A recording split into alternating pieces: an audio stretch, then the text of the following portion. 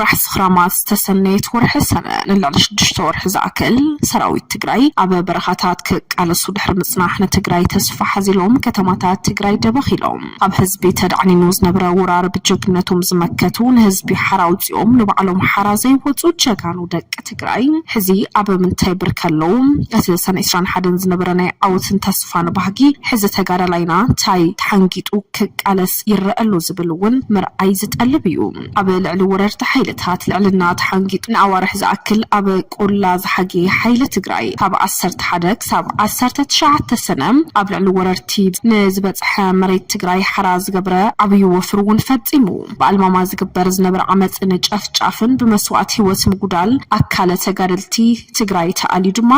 ወጽዓን ጭቆናን ካብ ስሩኽ ንቀል ዝገበረ ተጋዳላይ ኣብ ዝሕዚ ሰዓት እውን ኣብ ከማይ ብርከሎ ንኽልተ ተኸፊሉ ዝገብሮ ዘሎ ቃልስና ተጨውዩ ብዝብል ኣብያቶም ዘስምዑ ዘሎ ኣባላት ሰራዊት ትግራይ ምዝካረ ጥራሕ ዘይኮነስ ናዘከርካ ምድባስ እውን ዝደለ እዩ ውሕዳት መዓልታት ሰልጢኑ ታሪኽ ዝሰርሐላ ሰነ 21 ካልእ ናይ ቃልሲ ኣንፈት ምርኣየት ዶኔራ ዝብሉ እውን ኣይተስኣኑን ካብ ሰነ 21 ከይወፅና እውን ሰነ 21 2013 ንህዝቢ ትግራይ ብሓፈሻ ንመንእሰይ ወለዶ ትግራይ ብፍላይ ፍሉይ ተዘክሮ ዝሓዘት ዕለት ምዃና ህዝቢ ትግራይ ሃገረ እያ ብዝበላ ኢትዮጵያ ንናጽነታ ከቢድ ዋጋ ብዝኸፍልላ ኤርትራ ከምኡውን ተስፋሕፋሕቲ ሓይልታት ኣምሓራ ግንባር ፈጢሮም ከም ብሄር ክንጸንት ብወርሒ ጥቅምቲ ድማ 2013 ብዕሊ ወራር ዝፈጸሙ እንትኾኑ መሪሕነት ሕወሓት ግዚኡ ኣብ ፍኸራን ሕትኹን ስለ ዘሕለፎ ትግራይ ከም መንግስቲ ክትምከት ኣይከኣለትን ዝበለ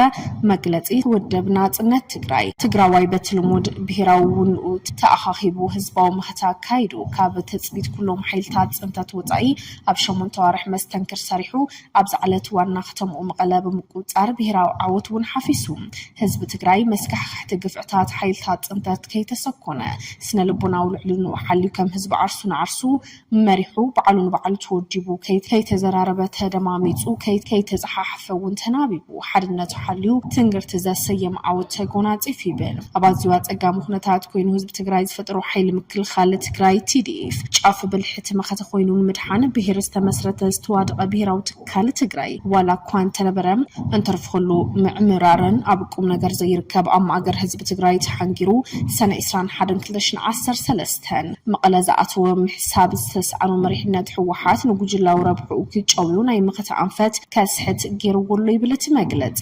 ከም ውጽኢት ድማ ብዋጋ ደቂ ትግራይ ንስልጣነ ጠምጢኑን 4 ኪሎ ከኣቱ ህዝባዊ መኸተ ከም ናይ ሓደ ውድብ ናይ ስልጣን ቃልሲ ገይሩ ኩለ ምድያው ክሰራ ኸቲሉ መኸታ ብጫፍ ዕላምኡ ከይብጽሐ ኩለፍ ኣኽኢሉ እዚ ዝበለ ውድብ ናጽነት ትግራይ ቅድም ኢሉ ብዝኣመቶ መዋጽኡ ሃገርነት ትግራይ ድሕሪ ሙላዕ ናይ ጽንተት ኩናት ነቲ መኸተ ፖለቲካዊ ዕላማ ናጽነት ዘስንቆ ምዃኑ ይፍለጥ እዩ እሞ ብምዃኑ እውን ትግራይ ትስዕር ውሕስቲ ሃገር ትግራይ ክንገዲዳ እናብለ ትግራዋይ ተቓሊሱ ተጋዳላይ ተሰውዩ ይኹን እምበር ስልጣን ኣብ ኢድ ንብሄራዊ ባህግን ረብሓን ትግራይ እሙን ዘይኮነ መሪሕነት ሕወሓት ስለ ዝነበረ ግን ክሰኻዕ ኣይከኣለን ኣብ ምፍጣር ተጸገም ኢድ ዘይነብሮ መንእሰይ ወለዶ ትግራይ ኣብ ግዜ ጸገም ኣሎ ኢሉ ዋጋ ዝኸፈለ ወለዶ ናጽነት ብዝኣምኖ ኣያታት እውን ተጠሊሙ ይብል እቲ መግለጺ ነዚ ስዒቡ ድማ ብሄራዊ ባህግን ረብሓን ሳላ መስተንክራዊ ተጋድሎ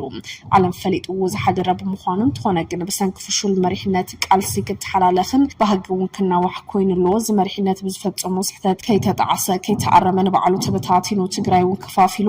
በዝንበትን እናሓለየ ብኻልእ ተወሰኸ ጸገም ይደፍኣሉ እቲ መለለይኻ ዝኾነ ብሄራዊ ሓድነት እውን ናብ ሓደጋ የእቱ ስለ ዘሎ ኣይፋል ምባል ከም ዘድልዩ እቲ መግለጺ ዝጠቀስ እዚ ጥራሕ ዘይኮነ እውን ንሓይልታት ጽንተት ብልጽግናን ሻዕብያን ጎይቶት ገይሮም ንሓድነትካ ዝፈታተኑ ዘለዉ ዘይውርዝያት እምቢታትካ ከም እትቐጽዖም ድማ እምነትና እዩ ዝበለት መግለጺ ቀዳምነት ንብሄራዊ ስኒት ዕድል ዝህብ ፖለቲካዊ ሃዋህው ክህሉ ዓርስና ካብ ግዳማውን ሓይልታት ጽንተት ዝግበር ንኽብሪ ትግራዋይ ዘይምጥን ወደኽደኽ ኣግሊልና ብሄራዊ ረብሓታት ብፍላይ ኣብ ጉዳይ ምምላስ ልዕላውነት ተመዛበልቲ ቀዳምነት ሰሪዕና ክንቃለስ ኣለና ዝብል መልእኽቲ እውን ኣሕሊፎም ንህዝቢ ትግራይ እውን እንትኾነ ብሰራዊትን ሲቪል ዘለዉ መንእሰይ ትግራይ ብሕወሓት እናተመርሐ ዝሓፈሱ ዓወታት ከተባኽን እምበር ተሳኽዑ ብሄራዊ ባህጊ ከም ዘየለ ድሕሪ ሰነ 21 2013 ዝተረኣየ ፍሽለት እኹል መረጋገጽን ተመክሮን እዩ እሞ ሕዚ ድማ ብዲስኩር ንብልጽግናን ሻዕብያን ዝሓደሩ ዝፈሸሉ ጉጅለታት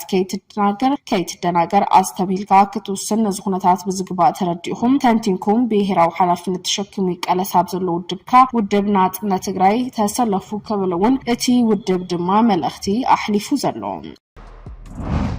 أبا مونغو مرحنة حوحات تفتيرو زتنحا كففل سعيبو كابو منغستا وحلافنتو تقاليو زتنحا على مقابر واحد داقماي تشيملو فتسام سرا حوحات حلاف بيت صحفت حوحات زنبر على مقابر واحد بقيتات شورة داستغل أشمت ببريزنت عدس ورد رخيبو ولو بريزنت عدس ورد على مقابر واحد بمكتل بريزنت زوبان وردان كتمان كتتل بزبليو اتشمت هيبو برقت اتحابري تقدمو تسمعو زتنحا كوات هنا الله وزخونا شمت قنايتو حابن تانيحو بقال مرحت علمنا بشومت كتمت يبلون نتግራይ ሒዝዋን ቁልቁል ዝደፋዩ ካብ ዘለው ሰባት ሓደ እዩ ዝብል ክርክራል ኢሉ በገለ መራሕቲ ድማ ሕውሓት ተቃውሞ ዘገጥምዎ ዘሎ እንትኸውን እዚ ዝጸንሐ ጉዳይ ድማ ዓለም ገብረዋህድ በፕሬዝዳንት ትግራይ ታደሰ ወረደ ካብ መሻም ግን ኣይተረፈን ዓለም ገብረዋህድ ዝሓለፉ 5 ኣዋርሕ ዝተፈላለዩ ርክባት ምስ መንግስት ፌደራል ክገብር ዘጸንሐ እንትኸውን ውዕሊ ፕሪቶሪያን ከይፈርስ ናብ ስምምዕነት ክመጽሉ ዝኽእል መንገዲ ከዛተ መጽንሑውን ፍልፍላትና ረዲኦም ፕሬዝዳንት አብናይ ሙኻን ጉያ حوحاتن صلالو زنبره مخوانو زذكر كوينو بهاغتات سعيبو دما ابتون بريزيدنت ناي مخوان دليت كاب زنبرهم حتو زقربون حد خوينو لعالم قبروحد ጌታቸው ረዳ ተሰርሐ ይخلن ዝብል ቀዋማቱና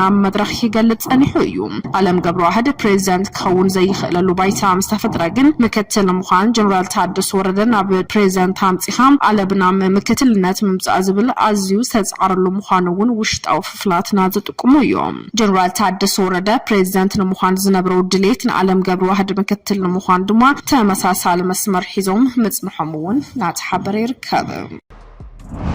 رواندا ديمقراطية ريبابليك كونغو نوح تثبيت استجابرلو وعلى سلام بتمال علتها بواشنطن تفراريما إذا وعلى سلام نتن 10 عامات كتفانا نازز عن حجروا بتهجرات قراربنا أمريكا ديمقراطية ريبابليك كونغو عندنا خيتا كايد خل كل يوم بتسوي علينا تمام مبرأ كونغو خينهم عد أو كالس كايد زلوا عدقات خيتا فانا نعدكم كفتحوا كواحد وزد ألا بنت خونا تقدم حزين أبتن زوبا سلام نمسفانو وعلى سلام نمر باروم كجبار زد عن حتنات كفشل يتاني بريزنت أمريكا ديمقراطية ريبابليك كونغو نتوعلا أزدي عبينا يولدوتات عوت كبلو قالتو بريزنت أمريكا دونالد ترامب بتمال علات دما عنوة نقونت المودات وخين اللو تملا زوبا دما حدش مراف تسفان عدلات تفتير اللو كامزلو توم وكالت خلتين هقرات بمكتل بريزنت جيدي فانس منستر وطا قدات ماركي روبين تاسن يوم نترامب هابيت صحفتها بزرخبلو ترامب نتوعلي كبر عوت بمبالغون قالت وزلو بتخويناتش حسابات قتلو خلون أما يتش حسابات دما كابيت نبرتهم تمزابيلهم يوم رحلت منجست أمريكا بمريت كتعدن كام حلافنة كباك قلب متاو كاب أمريكا حاجة حتى تجميرو مبرأ كونغو بمعدنات أزيا حبتام زغنة سبان تتكون رواندا ولادعا أزيو أمان مرتعوتات يركبو دانبرن عطقات إم إيشان سلستان كام زي تدقفهم جن بتدقاقام دما كتقلت تاني حايا